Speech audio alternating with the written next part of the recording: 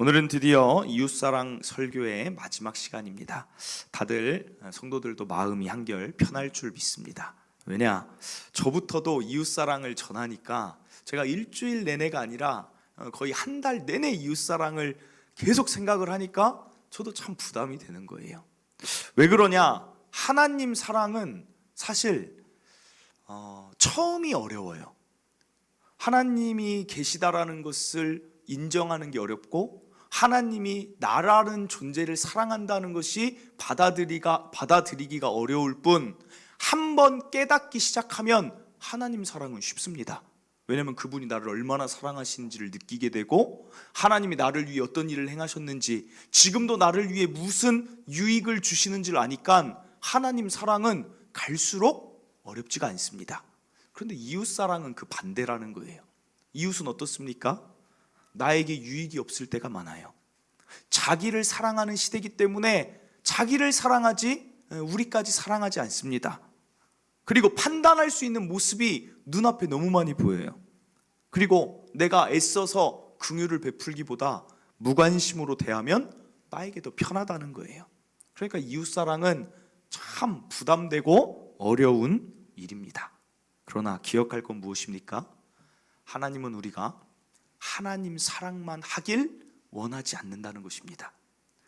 요한일서 4장 20절, 누구든지 하나님을 사랑하노라 하고 그 형제를 미워하면 이는 거짓말하는 자니, 보는 바 그 형제를 사랑하지 아니하는 자는 보지 못하는 바 하나님을 사랑할 수 없느니라.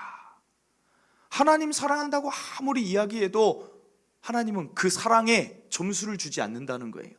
하나님 사랑을 50점, 이웃 사랑을 50점으로 동등하게 보셔서 100점을 채우기를 원하신다는 사실입니다. 요즘 코로나 백신 몇 프로인가? 사람들 예방할 수 있는 게 몇 프로냐? 90%냐? 95%냐? 우리는 이것에 몰두해 있지만, 사실은 사랑이 없는 이 시대에 우리가 몰두할 것은 무엇이냐? 하나님 사랑과 이웃 사랑을 합산해서 100점이고 100%라면 과연 저와 여러분의 사랑은 몇 프로나 되는지, 몇 점이 되는지에 하나님은 몰두하기를 원하신다는 사실입니다. 우리가 어떻게 100점에 이르겠습니까? 100에 이르지 못하지만 100을 향해 달려가기를 바랍니다. 그럼 지금까지 이웃사랑 어떻게 하는가 기억나십니까? 첫째로, 자기 유익 구하지 말고 차별하여 대하지 말자. 둘째로, 이웃의 과거 함부로 판단하지 말자. 이웃이 앞으로 나아가게 하자. 셋째로, 하나님 있는 자가 하나님 없는 자를 긍휼히 불쌍히 여기고 잘 대해줘서 우리의 잘 대해주는 그 이해되지 않는 사랑을 통해 그들이 소망의 이유를 묻거든 하나님의 사랑으로 내가 당신 사랑합니다. 그 사랑을 하자고 말씀드렸습니다. 그리고 오늘이 마지막 넷째예요. 오늘 본문 15절 16절을 봅니다. 만일 형제나 자매가 헐벗고 일용할 양식이 없는데 너희 중에 누구든지 그에게 이르되 평안히 가라, 덥게 하라, 배부르게 하라 하며 그 몸에 쓸 것을 주지 아니하면 무슨 유익이 있으리요? 그럼 여기 보면 이웃사랑은 어떻게 하는 것입니까? 마지막입니다. 주지 아니하면 안 된다는 거예요. 그럼 반대로 말하면 뭐예요? 이웃사랑은 주는 거예요. 마지막 넷째, 오늘 저와 여러분에게 하나님이 말씀하시는 이웃사랑 어떻게 하는 것이냐? 주는 것입니다. 이런 말이 있죠. 사랑은 표현하지 않으면 알 수가 없다. 그 표현이 뭐예요? 주는 거예요. 따뜻한 말을 건넬 때, 줄 때 그 사람은 사랑을 느끼는 거예요. 내 머릿속으로 차별하지 않고 판단하지 않는 것만으로는 상대는 사랑을 전혀 느끼지 못한다는 것입니다. 줘야 된다는 거예요. 그래서 17절에 보면 이와 같이 행함이 없는 믿음은 그 자체가 죽은 것이라. 행함, 주는 표현, 이게 뒤따라야 한다는 것입니다. 성경에 보면 주는 것이 이웃사랑임은 야고보서만 말하고 있지 않아요. 계속해서 구약에서부터 흘러내려옵니다. 그리고 신약에서 대표적인 사건이 있는데 그게 무엇이냐? 바로 오병이어 사건이에요. 오병이어는 어떤 상황 속에 일어났느냐? 예수님은 이 땅에 오셔서 가르치고 전파하시고 고치는 사역을 하시는데 사람들이 예수님 앞에 병 고침을 받으려고 막 몰려왔습니다. 예수님이 막 고쳐주시고 있는데 그들이 어느 빈들에 이제 거하게 됐어요. 사람들이 너무 많이 몰려오니까 빈들에서 다 자기의 차례를 기다리고 있는 그때 날이 어두워집니다.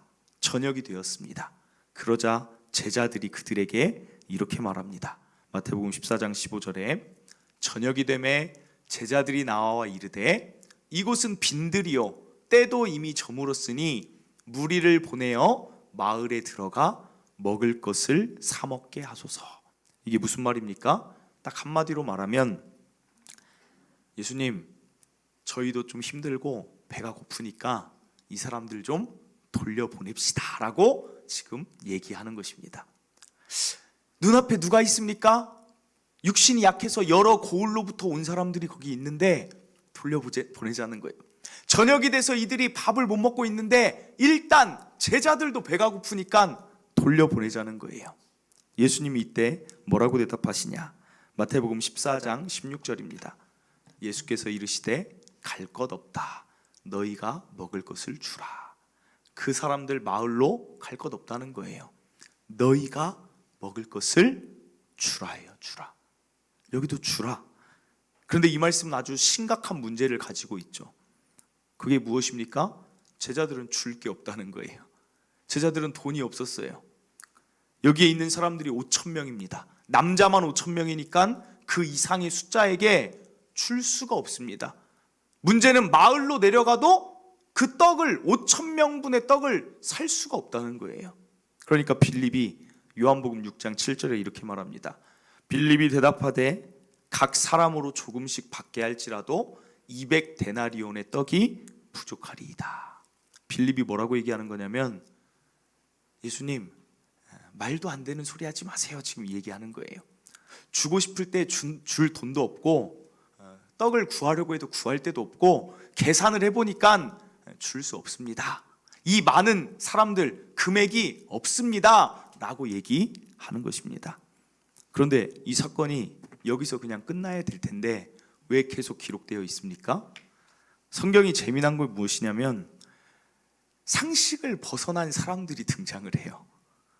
빌립의 너무나도 상식적인 대답, 우리가 줄 수 없습니다, 줄 게 없습니다라고 말하는데 안드레라는 제자가 갑자기 어디서 툭 튀어나오더니 뭐라고 얘기하냐면 요한복음 6장 9절에 이렇게 말합니다. 여기 한 아이가 있어 보리떡 5개와 물고기 2마리를 가지고 있나이다. 그러나 그것이 이 많은 사람에게 얼마나 되겠사옵나이까. 이 말을 보면 안드레도 약간의 의심은 있습니다. 그러나 그것보다는 믿음이 더 크다는 거예요. 순종함이 더 크다는 거예요. 너희가 먹을 것을 주라. 11명의 제자 아무도 반응하지 않습니다. 5,000명의 사람이 이 아이만 도시락을 가지고 있었겠습니까? 아니에요. 찾아보면 거기에 먹을 것이 있었을 텐데 나 먹기 위해서 아무도 예수님 말씀에 반응하지 않습니다. 예수님이 고쳐주는 것은 누리지만 내 것을 주라고 할 때는 주지 않습니다. 그런데 한 소년이 자기가 가진 도시락을 예수님 말씀대로 주는 것입니다. 그러자 어떤 일이 일어납니까? 10절입니다. 예수께서 이르시되 이 사람들로 앉게 하라 하시니 그곳에 잔디가 많은지라 사람들이 앉으니 수가 5,000명쯤 되더라. 11절에서 13절입니다. 예수께서 그 5개의 떡을 딱 가지시고 축사하신 후에 앉아있는 자들에게 나눠주시고 물고기도 축사하신 후에 그렇게 그들의 원대로 주시기 시작합니다. 그런데 이게 웬일입니까? 줄어들지 않고 계속해서 그 양식이 나오는 거예요. 그래서 12절에 그들이 배부른 후에 예수께서 제자들에게 이르시되 남은 조각을 거두고 버리는 것이 없게 하라 하심으로 13절에 이에 거두니 보리떡 5개로 먹고 남은 조각이 12바구니에 차는 오병이어의 기적과 같은 상황이 벌어졌다는 사실입니다. 사랑하는 성도 여러분, 이 사건 우리 너무나 잘 알죠. 그런데 이 사건을 보며 어떤 게 깨달아지십니까? 첫째는 우리의 본성은 주는 본성이 아니라는 거예요. 11명의 제자 안 줘요. 5,000명의 사람들이 안 준다는 거예요. 그런데 요한복음 6장 6절에 재미난 말씀이 기록되어 있어요. 이렇게 말씀하심은 친히 어떻게 하실지를 아시고, 이렇게 말씀은 어떤 말씀이냐면 너희가 먹을 것을 줘라라고 이야기할 때 우리가 어떻게 반응할지, 즉 제자들이 5,000명의 사람들이 어떻게 반응할지를 예수님은 이미 알고 시험하고자 물어보셨다는 거예요. 너희가 먹을 것 주라 내가 얘기해도 너희가 주지 않을 것 내가 알고 있어, 이 말입니다. 사랑하는 성도 여러분, 저와 여러분의 본성은 어떻습니까? 너희가 먹을 것을 주라 하면 여러분은 주는 자입니까? 아니면 주지 않고 내 것을 남겨두는 자입니까? 가끔 요새 TV를 보면 어려운 사람들 참 많이 나오는 것 같아요. 뭐 장애인들도 나오고 수술하지 못하는 사람도 나오고 선교 지역에서 어려운 아이들도 많이 나옵니다. 그러면 여러분은 그때 그 TV를 볼 때 그 화면을 돌리십니까? 아니면 유심히 보고 실제로 그들에게 주는 행위를 하십니까? 어떤 본성이세요? 예수님은 저와 여러분의 그 본성, 주지 않는 본성이 바뀌기를 원하십니다. 그래서 오병이어 사건을 사복음서에 다 기록을 해두신 거예요. 너희의 본성은 주지 않는 본성이지만 나는 안드레와 이 소년처럼 너희가 주는 자로 살았으면 좋겠다. 이웃에게 좀 줘라. 왜 그렇습니까? 성경에 답이 있어요. 왜 우리는 본성을 거스르며 줘야 하느냐? 사도행전 20장 35절입니다. 범사에 여러분에게 모본을 보여준 바와 같이 수고하여 약한 사람을 돕고 또 주 예수께서 친히 말씀하신 바 주는 것이 받는 것보다 복이 있다 하심을 기억하여야 할지니라.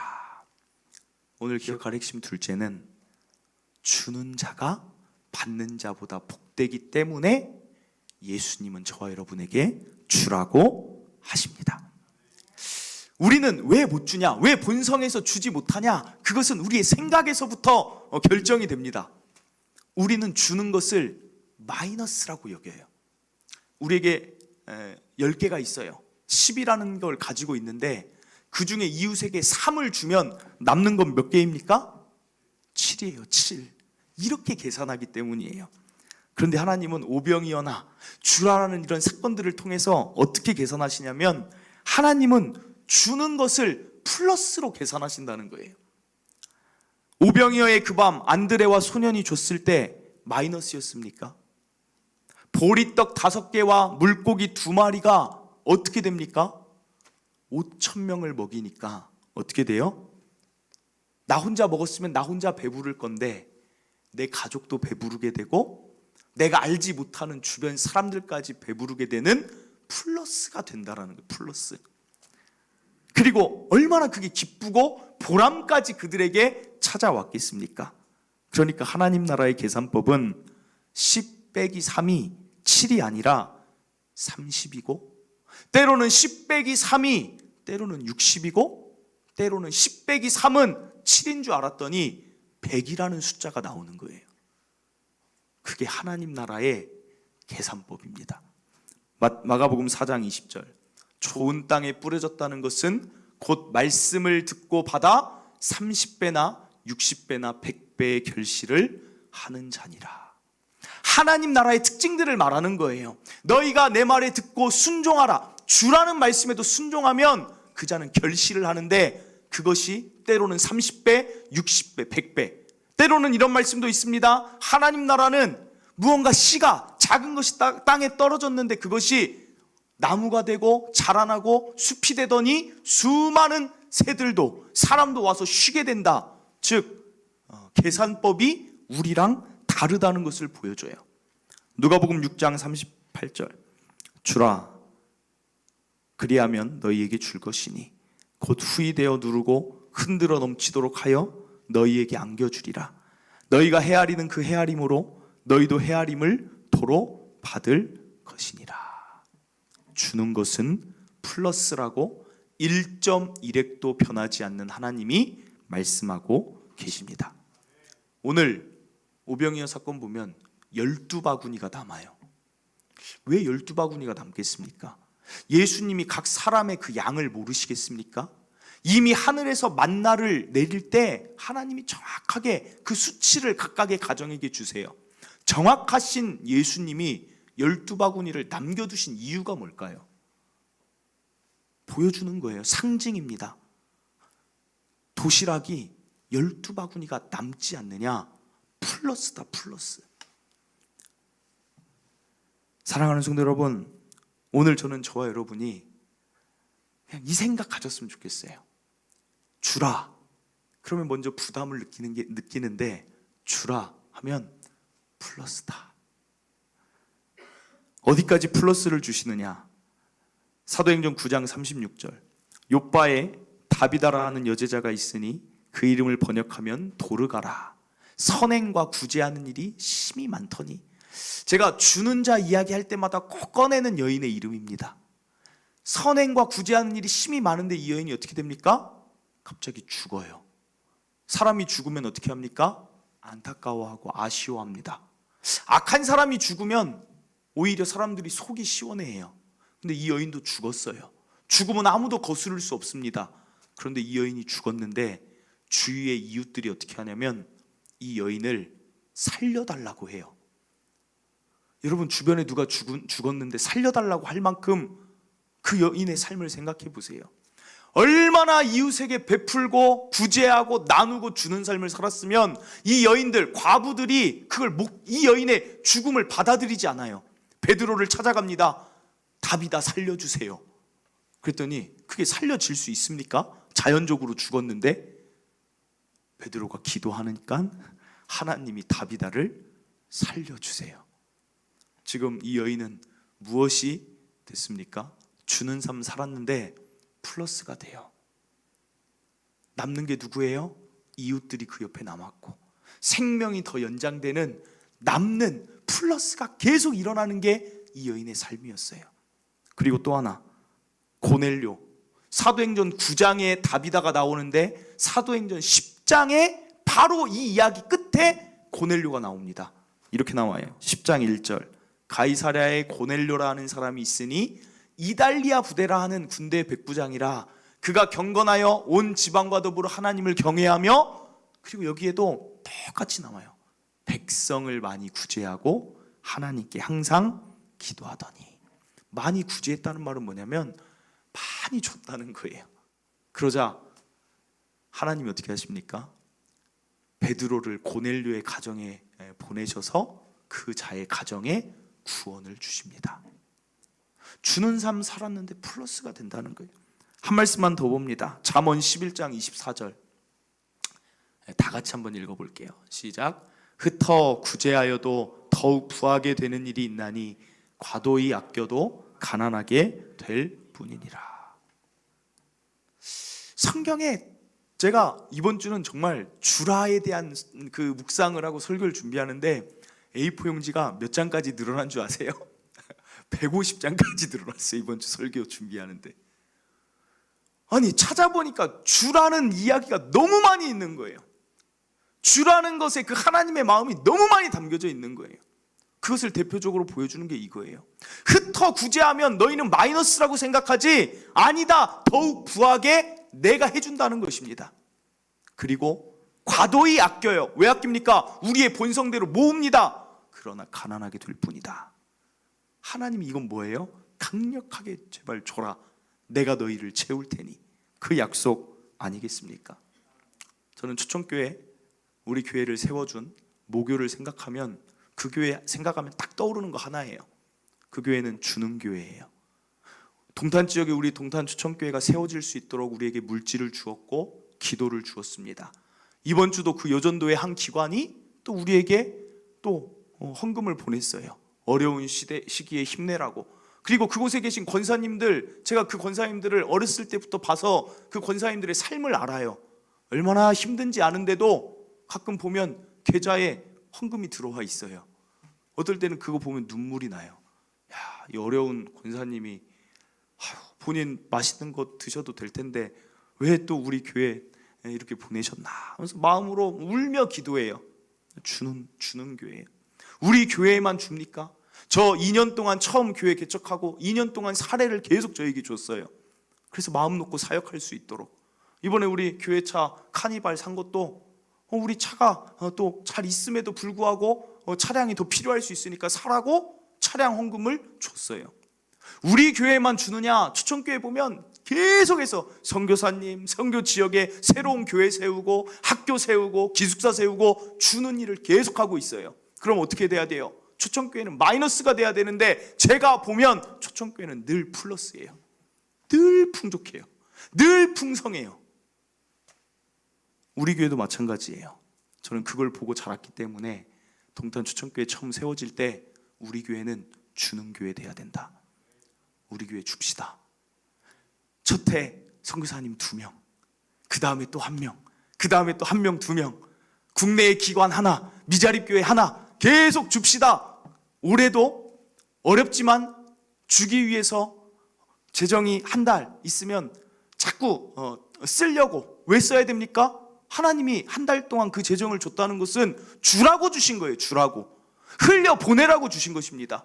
그러니까 어느 정도 재정 남으면 또 어느 정도 최소한의 거 남기고 흘려보내야 돼요.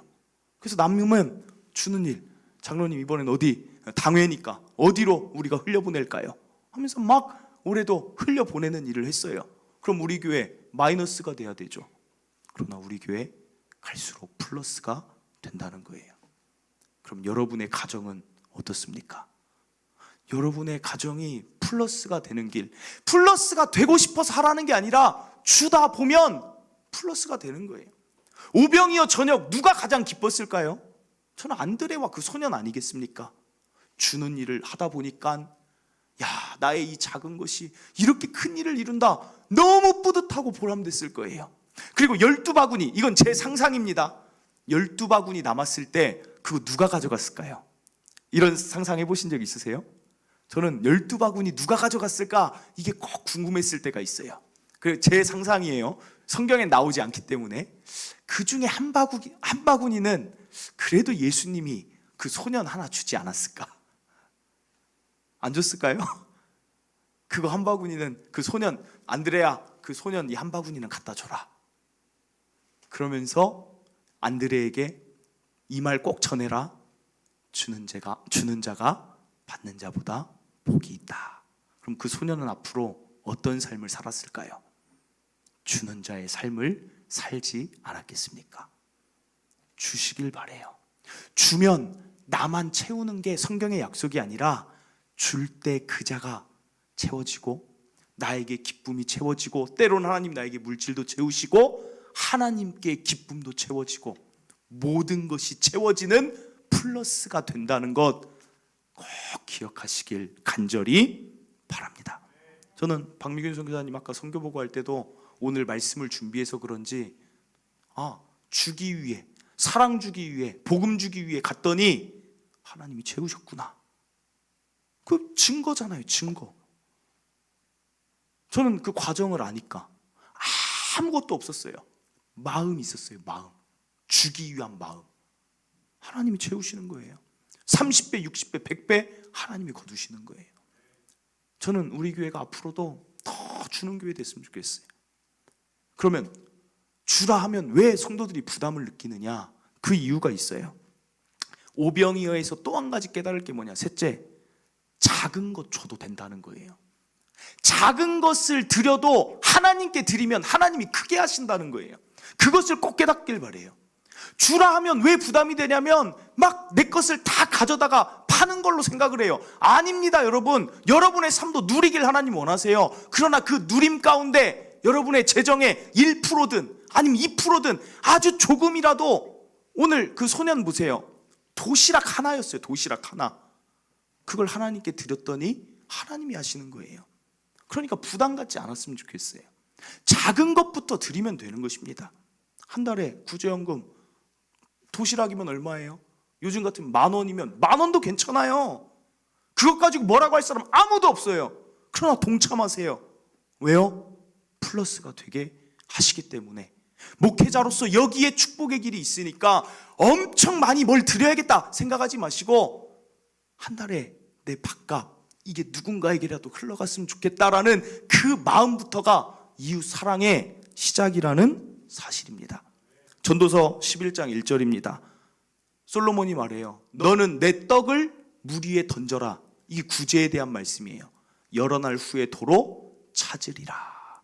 여기 보세요. 너는 내 재산을 다 물 위에 던져라 하지 않아요. 네가 가지고 있는 떡을 그냥 하나 던지라는 거예요. 그러면 그게 필요한 자에게 흘러가게 되고 네가 도로 찾게 될 것이다. 어떻게 내가 물 위에 떡 던졌는데 내가 찾습니까? 하나님이 아름답게 플러스가 되게 하신다는 것을 솔로몬도 경험을 하고 있다는 것입니다. 사랑하는 성도 여러분, 우리 교회가 하는 일도 이렇게 흘려보내는 일 저는 매해 더 늘어났으면 좋겠어요. 그 일에 여러분의 도시락이 꼭 사용되기를 바랍니다. 그래서 흩어 구제하는 자가 여러분이 됐으면 좋겠어요. 어렵게 생각하지 마세요. 저는 고아원, 우리가 신명 아이마루라는 고아원, 거기를 이렇게 후원하고 있는데 전화를 했어요. 저희가 후원을 하고 싶은데 어떻게 후원하면 됩니까? 근데 거기 시스템이 참 좋아요. 너무 좋아서 저는 이 고아원 더 후원하고 싶어요. 더 늘리고 싶은데 전화를 했더니 두 가지 방법이 있대요. 하나는 현재 운영하는 운영비로 후원을 할 수가 있고, 또 하나는 한 아이의 통장에 계속 매달 그 후원금을 저금한다는 거예요. 저축해 준다는 거예요. 이게 왜 그러느냐? 그 아이가 만 19세가 되면 고아원을 떠나야 된대요. 그게 정해진 법이래요. 그러면 만 19세 때 고등학교만 열심히 다녔던 애가 어디 가서 삽니까? 저는 그 말 들을 때 어휴 하면서 마음이 턱 막히더라고요. 이제 고등학교 졸업한 애가 어디 가서 살아야 돼요? 근데 그 아이, 우리가 한 아이는 지금 계속 넣어주고 있어요. 그러면 나중에 되면 그 아이가 자기 통장을 만 19세 때 고아원을 떠날 때 딱 열어보면 그 통장에 동탄 초청교회가 매달 10몇 년 동안 쭉 찍혀 있는 걸 보면 그 아이 어떤 생각이 들까? 저는 이 생각 들었으면 좋겠어요. 어떤 생각? 내가 고아 혼자가 아니구나. 이렇게 나를 응원해 주는 사람들이 있구나. 저는 그 아이가 그걸 느꼈으면 좋겠어요. 너는 혼자가 아니야. 그 통장을 보면서 나를 응원해 주는 사람들이 있었구나. 그리고 또 하나는 그것이 교회였구나. 하나님은 누굴까? 그렇게 연결됐으면 좋겠어요. 사랑하는 성도 여러분, 너무 귀한 일 아닙니까? 해외에 정말 우리 도시락값 두 끼 2만 원이면 굿네이버스 우리가 지금 또 한 명 그 아이 이렇게 후원하고 있어요. 교회에서. 그 아이가 어떻게 하고 있냐면 연락이 오는데 우리의 2만 원 가지고 세 끼를 먹는다는 거예요. 세 끼. 한 달에 세 끼면 90끼 식사를 먹는다는 거예요. 그리고 그걸로 학교도 다닌다는 거예요. 어떻게 이렇게 차이가 많이 나나 때로는 좀 신기하기도 한데 그렇게 된다라는 거예요. 사랑하는 성도 여러분, 어렵게 생각하지 말고 지금 우리 선교사님들 돕는 거에도 물질 속에는 언제나 마음이 담겨 있어요. 우리 선교사님들 후원 10만 원씩 합니다. 10만 원씩 우리가 같이 모아서 한 사람 한 사람 드릴 때 선교사님들은 뭘 느끼냐면 10만 원만 느끼는 게 아니라 그 이상 하나님이 내 선교 사역을 응원하고 계시는구나를 느끼는 거예요. 이 선교 사역 정말 귀하게 해야겠다라는 도전을 다시 받고 때로는 채찍질을 받는 거예요. 귀하지 않습니까? 미혼모 사역 참 이번엔 좀 감동이었어요.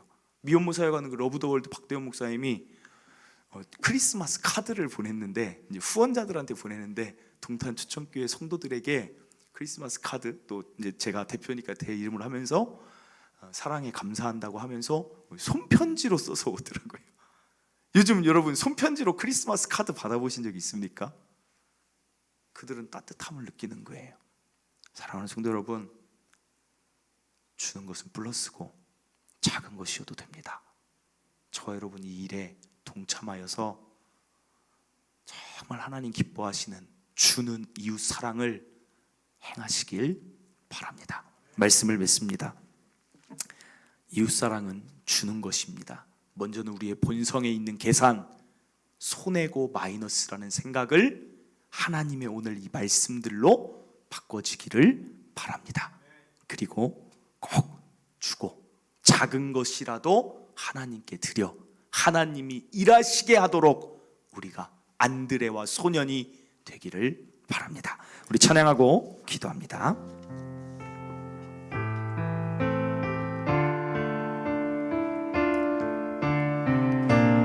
사랑의 나눔 있는 곳에 하나님이 계십니다.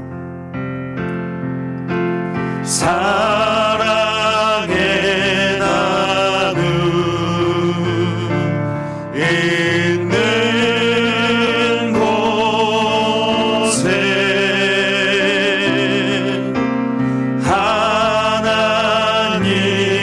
하나님께서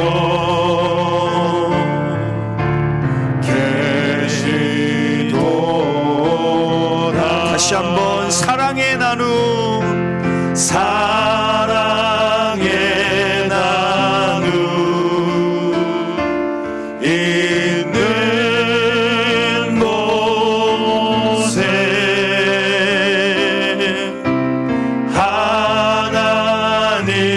하나님께서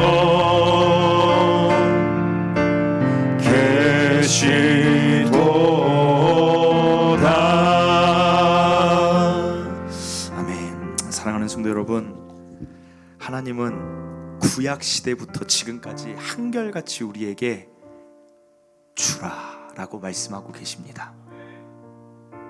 그런데 그 앞에서 우리는 하나님 줄 수 없어요, 모으고 싶어요, 내 쓸 것도 부족해요 라고 말하는 본성으로 나아가고 있지 않은지, 오늘 하나님 말씀하세요. 너희 계산이 틀렸다.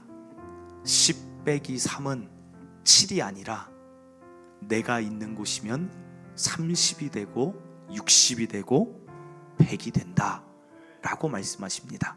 여러분, 오늘 우리 이 계산법을 바꿉시다. 주는 자로 살아가서 하나님이 주시는 플러스를, 기쁨도 주시고 주는 자의 삶을 살 때 하나님이 주시는 온갖 좋은 것, 우리 동탄초청교회 성도들은 다 누리시기를 바랍니다. 오늘 주는 자 되겠습니다. 주는 자가 복됩니다. 말씀 듣고 깨달은 것 가지고 한번 기도하고 제가 기도하고 마치도록 하겠습니다. 주여 한번 외치고 기도합니다. 주여, 하나님, 주는 자가 받는 자보다 복되다라는 그 말씀을 우리는 알고 있습니다. 주라 그리하면 내가 너희를 후히 누르고 흔들어 넘치도록 채우리라. 하나님이 이미 말씀하셨습니다. 그럼에도 우리의 본성은 자꾸만 주기가 싫습니다. 하나님, 우리의 주먹을 꼭 쥐고 태어나서 뭐든지 다 움켜쥐고 싶습니다. 하나님, 그러나 오늘 말씀 앞에, 오병이어의 사건 앞에 다시 한번 우리가 깨닫습니다. 줄 때 안드레처럼 너희가 먹을 것을 주라 할 때, 반응할 때 하나님 오병이어의 기적을 내 삶에서 바라보는 것입니다. 주는 자로 살게 하여 주시옵소서. 주고 또 줘도 하나님이 우리를 물된 동산으로 채워주셔서 부족하지 않고 마르지 않게 하실 줄 믿습니다. 하나님, 우리가 어떻게 드립니까? 작은 것 드려도 하나님이 크게 하시니 믿음으로 그것을 행하면 되는 것입니다. 아버지, 나의 인색한 마음 사라지게 하시고, 아파하고 있는 이웃을 보면서 불쌍히 여기지 않는 마음 사라지게 하시고, 굳은 마음 사라지게 하시고, 그 이웃을 위하여 정말 주는 자 되게 하여 주시옵소서. 아버지, 일하실 줄 믿습니다. 하나님, 감사합니다. 한 달 동안 이웃사랑에 대해 계속해서 이것저것 깨닫게 하시더니 오늘은 이제 주는 것이 곧 이웃사랑이다 알려주셨으니 감사를 드립니다. 하나님, 들었을 때는 그것을 행하는 것이 중요합니다. 많은 사람들이 5,000명이 있었고 11명이 있었지만 그들은 너희가 먹을 것을 주라는 말씀에 전혀 반응하지 않았습니다. 하나님, 오늘 우리는 안드레와 그 소년이 되기를 원합니다. 하나님이 주라 하셨을 때 주겠습니다. 내게 가진 나의 떡을, 내가 가진 나의 도시락을 아낌없이 그들에게 흘려 보내겠습니다. 하나님, 작은 것 드려서 이것이 과연 어떤 일을 이룰까? 나중에 하나님 나라 가면 내가 드렸던 이 작은 것이 어떻게 큰 일을 이뤘는지 하나님이 상세히 보여주실 줄 믿습니다. 믿음으로 드리게 하여 주시옵소서. 믿음으로 하나님이 플러스가 되게 하신다는